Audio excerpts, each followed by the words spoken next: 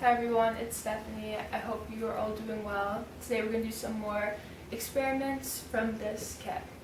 Okay, let's get started. For the first experiment, you need one of these small pH strips. They are in the kit. You also need some sodium carbonate.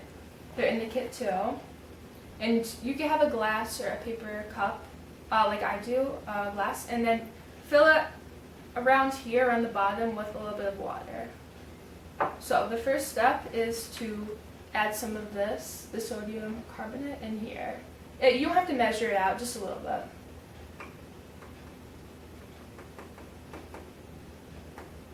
Just like that.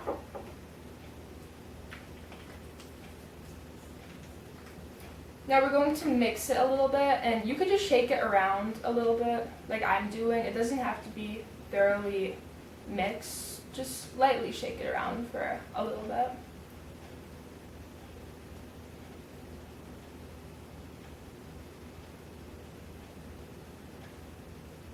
Okay, that should be good. If it's not all dissolved, that's fine. So take the pH strip, this yellow one, and we're going to dip it in.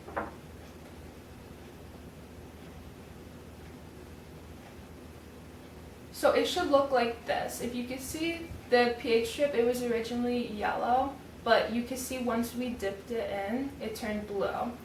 So you can look in your packets and you can see this little pH scale. It indicates whether it's acidic or basic.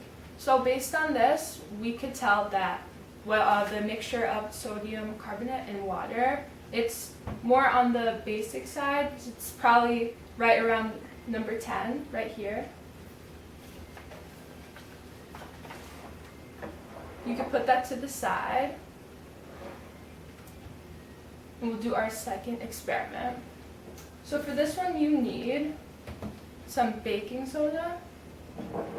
You can have a glass or a paper cup again. Some water. And some citric acid. This is experiment 9 in the packet if you want to follow along or look for anything there. So the first step that we need to do is add some citric acid in here. Again, you don't have to measure it, just put a little bit. You can follow along when I do it.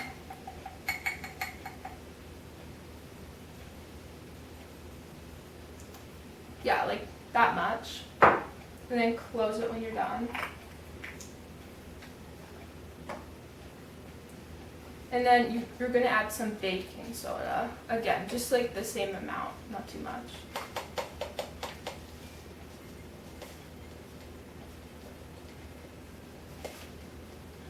Again, it's okay if it's in chunks. I'm going to mix it around. And when we do this, is anything happening? No, it's sitting there. You can see we have the baking soda and the citric acid, and no reaction took place. You see, they're just mixing. They're just on top of each other. Nothing happened. But we're going to take our water. We're going to add a little bit. So, like I said, you don't have to measure it.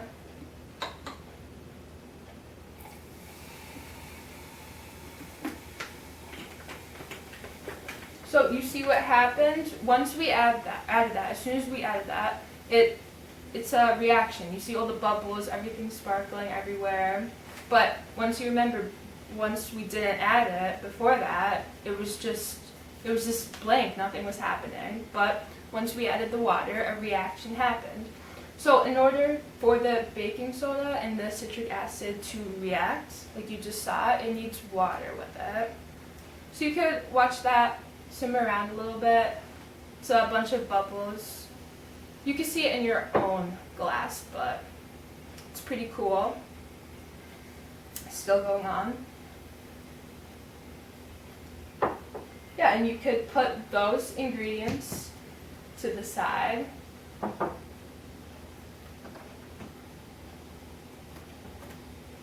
And for the third experiment, this is experiment 7 on the packet. You want to follow along with that, which I'm doing. Have another glass, paper cup. a pipette, which it actually comes in the kit. All of these little things that come in the kit. And this is a little bowl of lemon juice. I'm not going to tip it over, so I don't want it to spill, but I just squeeze it from a lemon. You could buy it like in the little bottles at the store if you want. So have that here, and actually you need the baking soda, or you could use the sodium carbonate if you want. So baking soda, glass or whatever, pipette, and some lemon juice. So what we want to do here is we're going to add some baking soda. You don't have to measure it, just a little bit like this. It's okay if it's in chunks. See, that's a good amount. So if you put a little bit less in, you could use the pipette. I will demonstrate and use it. So I put a little bit, and hopefully you could see. I'll tip it over the next time I do it, but bubbles form. So I will tip it over and show you. I'm sure you can see it if you're doing it too. But let me add a little bit more.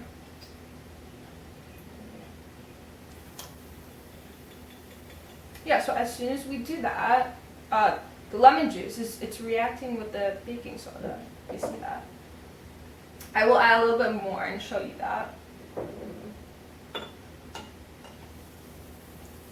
It's pretty cool. It's kind of like the last experiment that we did, but it's just with different ingredients, just a different process. So these are bubbles, and if you don't know, these bubbles, they're made of carbon dioxide, because when the baking soda was just there, of course nothing was happening, and once you add the lemon, that happens. And we all know that lemon juice, lemons, limes, they're all acidic, and that's what happens to it.